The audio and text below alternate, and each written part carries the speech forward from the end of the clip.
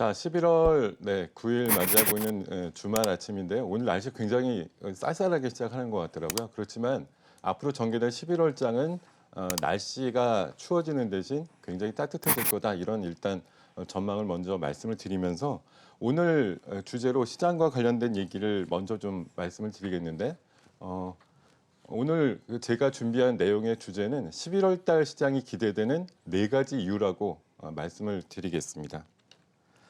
자, 11월 달 시장에 대해서 일단 보기 전에 제가 10월 달 시장에 대해서 어느 정도의 어떤 뭐 예측력이나 이런 것들을 가져왔는지를 잠깐 좀 설명을 올리겠는데 제가 10월 달 초, 9월 달 말부터 방송을 통해 가지고 출연계가 있을 때마다 말씀을 드렸던 것이 10월장 초반이 굉장히 어려웠거든요. 여러 가지 미중 간의 합의가 또 불투명하다던가 이런 내용들이 좀 전해지면서 굉장히 힘들었던 것이 지난 여름 이후에 쭉 흘러왔던 시장이었는데요.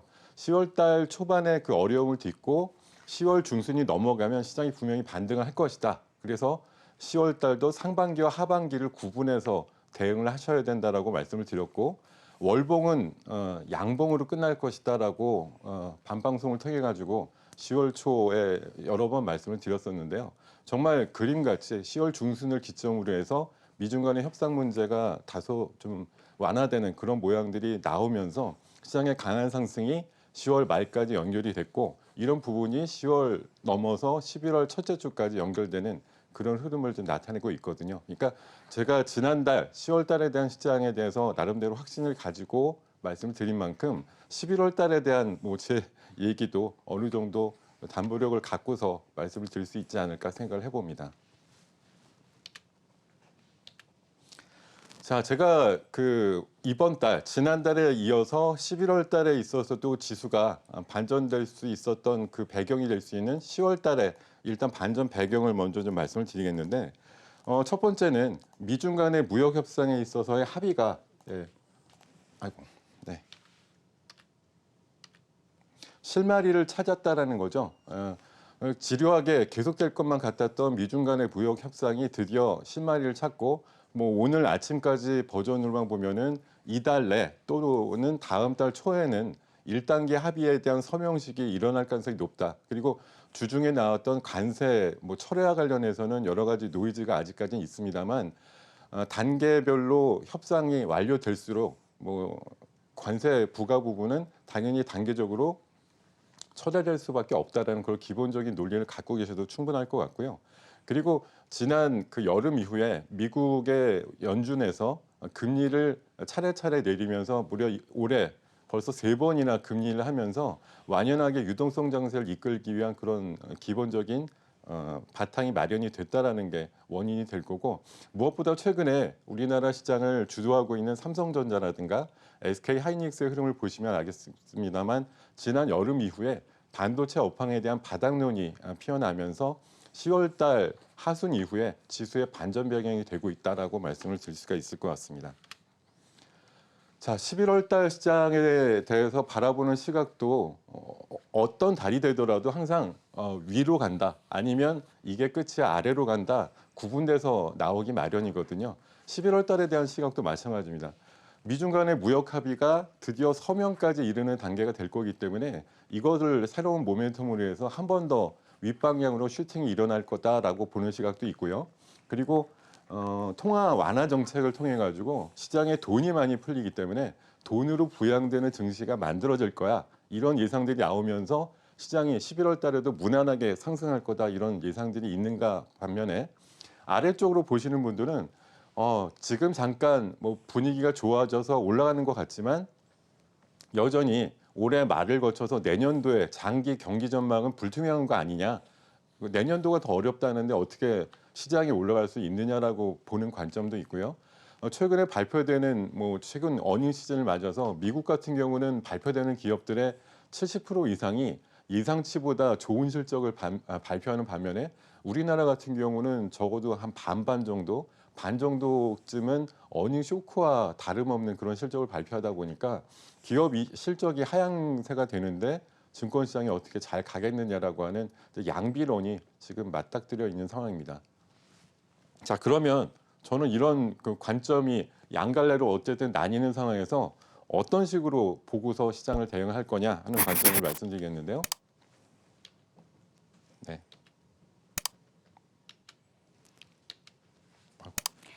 네, 시장에 대한 이 다양한 시각이 있는 상황입니다. 미중 무역 합의 그리고 서명 통합 완화 정책에 이행해서 시장이 좀 더 상승할 것이다라고 보는 시각도 있고요. 다만 또 주요 기업들의 실적이 안 좋기 때문에 시장은 좀 조정을 받을 수도 있다라는 이 시장의 다양한 시각들이 있는 상황인데요.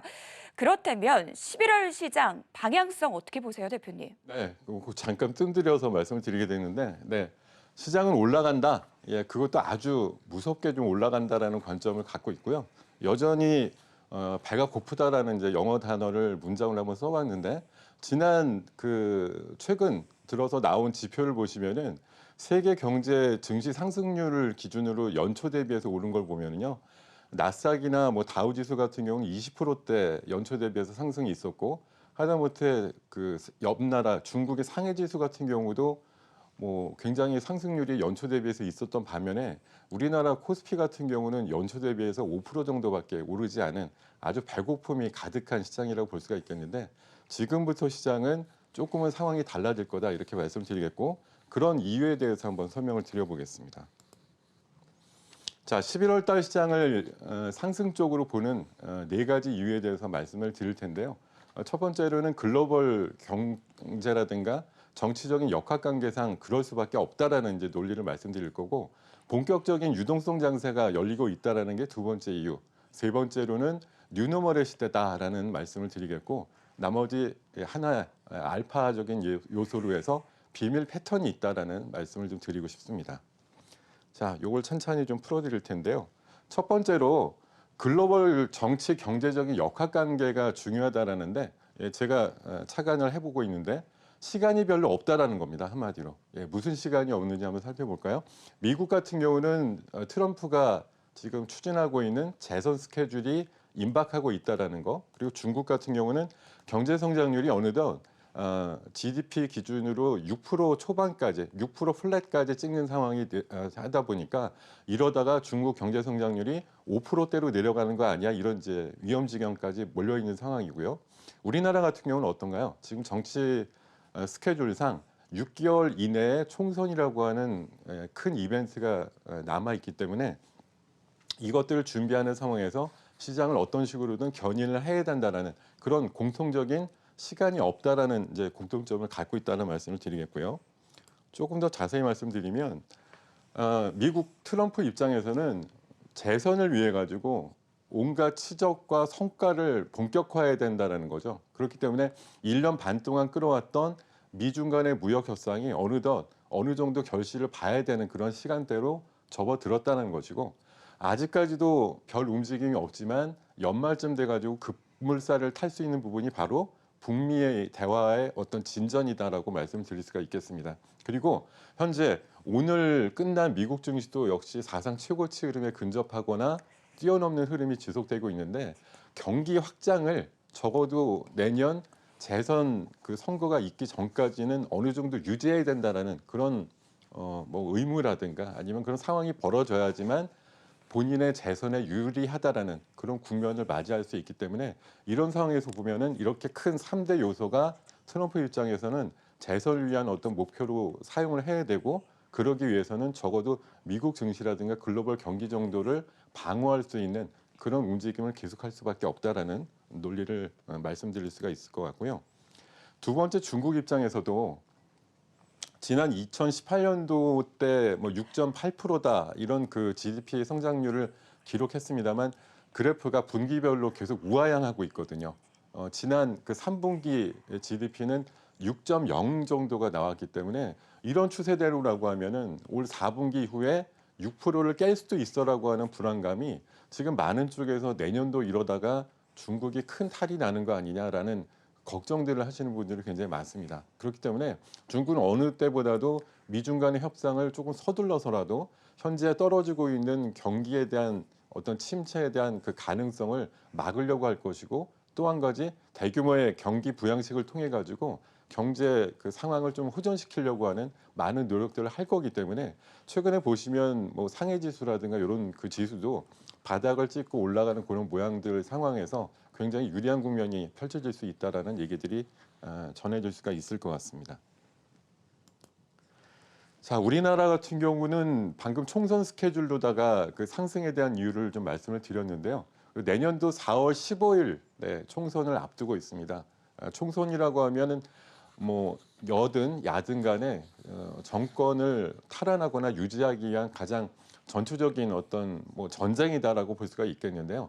이 상황을 6개월 정도 앞두고 있기 때문에 지금부터는 한마디로 민심과 표심을 잡는 정책 대결이 활발하게 펼쳐질 것이고 그것들이 우리나라 증권 시장에 어느 정도 도움이 되는 그런 식으로 작용을 할 것 같습니다. 최근에 여야가 같이 합동으로 협력을 해가지고 통과시킨 법안이 있는데 고교 무상교육 법안이 국회 본회의를 통과하면서 적어도 내후년부터는 고등학생들이 무상으로 교육을 받을 수 있는 그런 법적인 장치가 마련이 되었는데요. 이게 불과 몇 달 전만 하더라도 여와 야의 입장이 달랐던 것인데 이게 아무래도 무상교육이 미치는 표심에 대한 그 향방이 충분히 영향이 있을 것으로 생각을 하다 보니까 여야가 합심으로 통과되는 그런 법안으로 최근에 통과가 된 일이 있었고 최근에 이게 정책적으로 확정이 된 건 아니지만 모병제에 대한 이슈도 최근에 국회를 중심으로 해서 불거지고 있는데 이 역시도 뭐 20대 젊은이들의 표심을 좌우할 수 있는 그런 정책적인 문제이기 때문에 아마 많은 앞으로의 공론화의 과정을 통해 가지고 내년쯤에 어떤 당에서는 뭐 정책적인 어떤 공약으로 출발될 수 있을 가능성도 있다는 거죠. 제가 이거 뭐 확정이 됐다 이런 말씀을 드리는 것이 아니고 앞으로 이와 같은 시장이라든가 우리 경제 전반적으로 영향을 미칠 수 있는 많은 정책들이 앞으로 5개월 내지 6개월 적어도 총선 바로 전까지는 시장을 붐업시킬 수 있는 그런 모양들로 나타날 거다. 대표적으로 대규모의 뭐 SOC 투자라든가 관련되는 내용들이 충분히 공약상을 통해 가지고 많이 전달을 될 수 있기 때문에 적어도 11월을 거쳐서 내년도 봄바람이 불 때쯤까지는 시장이 원만하게 올라갈 수 있는 토대가 마련될 수 있다. 이렇게 좀 말씀을 드리겠습니다. 자, 두 번째 그 상승에 대한 이유로 제가 꼽고 있는 것은 본격적인 유동성 장세가 펼쳐지고 있다는 말씀입니다. 미국 같은 경우는 올해 들어서 작년 같은 경우는 미국이 금리 인상을 1년에 4차례 했거든요. 근데 올해 들어서 반전이 있었고 뭐 트럼프는 최근에 금리를 마이너스 금리까지 내려라 이렇게 얘기를 하고 있는데요. 뭐 그것까지는 힘들겠지만 적어도 최근에 연준의 스탠스를 보면은 연준 회의가 열리는 FOMC 때마다 거의 금리를 내리는 식으로 결정을 하고 있습니다. 그래서 올해 어느덧 하다 보니 3회의 금리 인하가 있었고 또 그것을 추종하거나 선제적으로 우리나라 같은 경우도 금리를 2번이나 내렸거든요.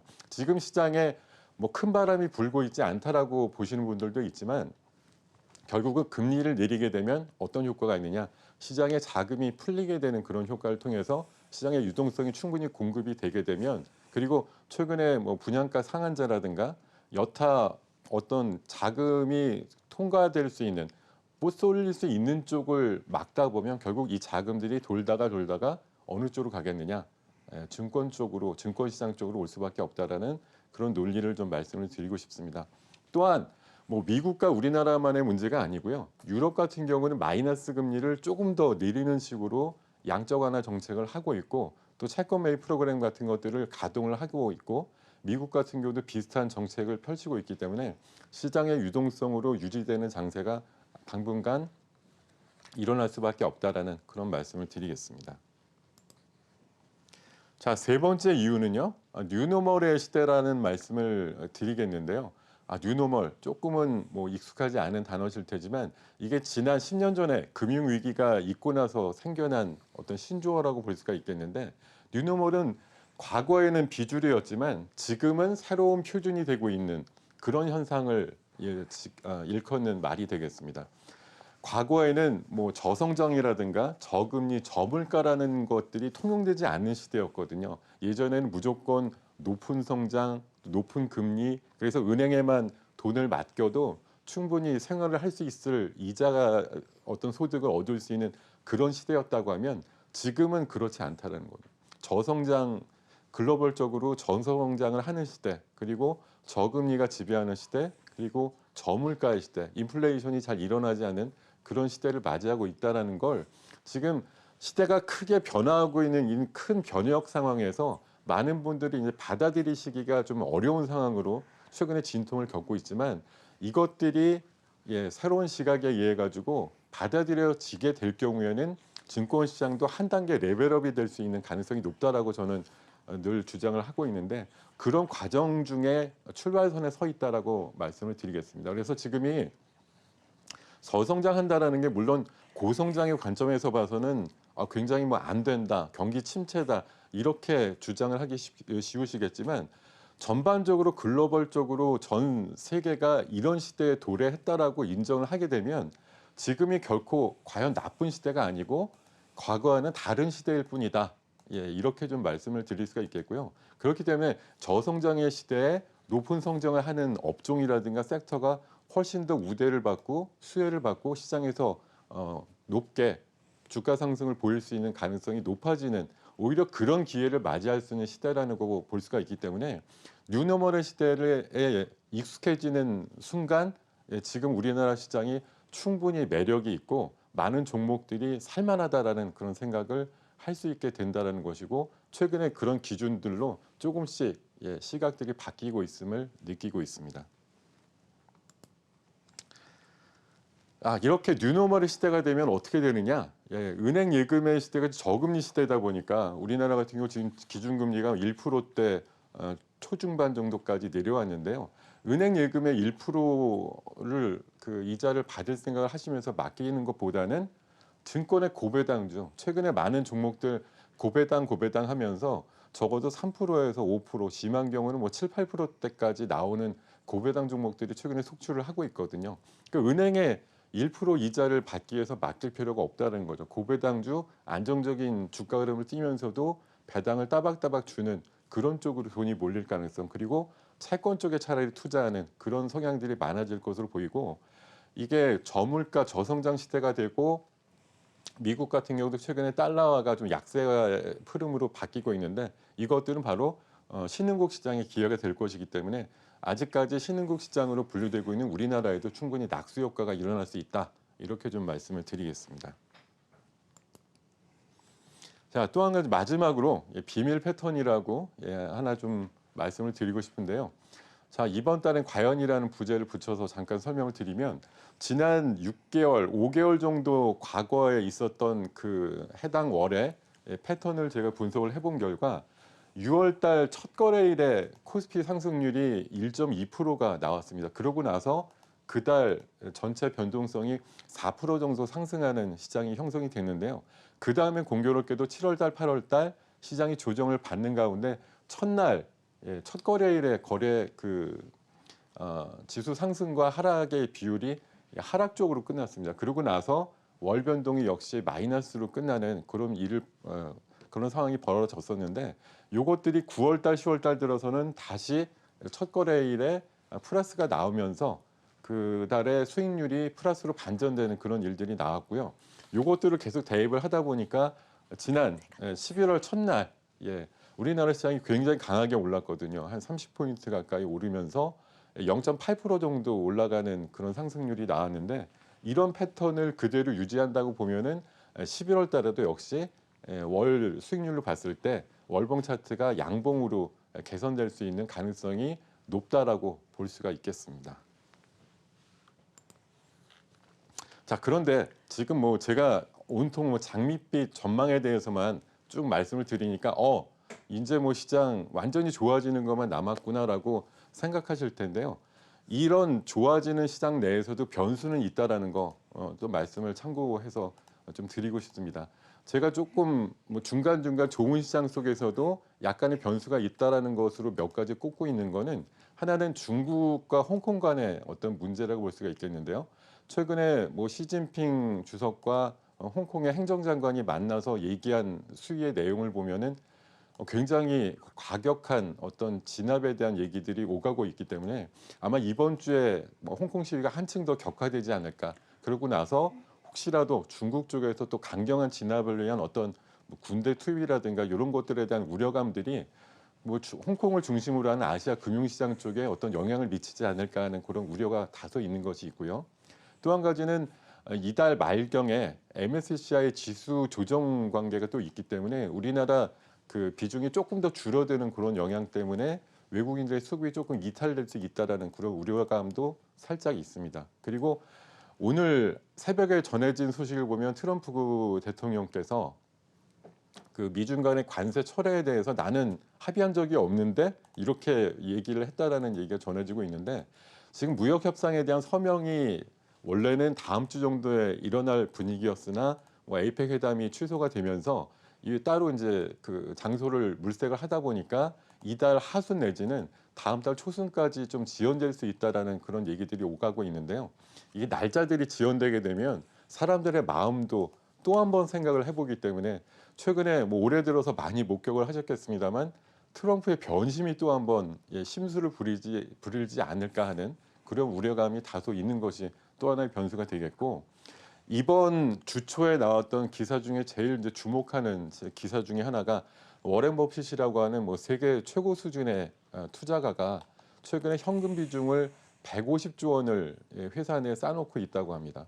미국 증시를 바라보는 그의 시각은 장기적인 좋은 전망을 갖고 있는 종목들이 너무 비싸기 때문에 나는 주식을 갖고 있을 수가 없어라고 하는 관점을 유지하고 있다고 하는데 물론 그 뒤에도 지수상으로 며칠째 계속 최고치의 흐름이 나오곤 있지만 수십 년간 세계 최고의 투자가의 반열에 오른 워렌 버핏이 지금 미국 시장을 바라보는 그 시각은 단적으로 말씀드리면 너무 비싸다. 그렇기 때문에 나는 지금 현금을 갖고 있는 것들이 훨씬 나을 것 같아라고 결심을 했다는 거죠. 그래서 최근의 흐름만 보면은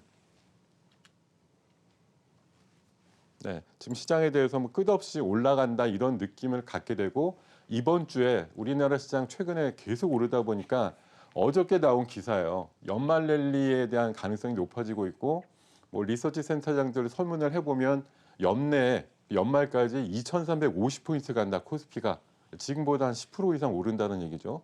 그런 전망에 대한 설문조사가 나오고 또 며칠 계속 오르다 보니까 연말 랠리에 대한 기대감이 쑥쑥 커진다라는 기사 제목이 뽑아지고 있는데 마치 지금 시장은 놀이공원에 있는 롤러코스터가 하늘 쪽을 향해 가지고 따박따박 올라가고 있는 그런 모양새인데 바로 뒤에 연출되고 있는 절벽의 상황을 사실 모르고 있는 거나 마찬가지거든요. 그래서 이번 주까지는 굉장히 좋은 흐름이 결국은 연결이 됐지만 다음 주에는 어떤 무엇이 있을지 모른다라고 하는 그런 기본적인 마인드를 가지고 시장에 대해서 항상 대응하시는 그런 전략이 필요하다라는 말씀을 드리겠습니다.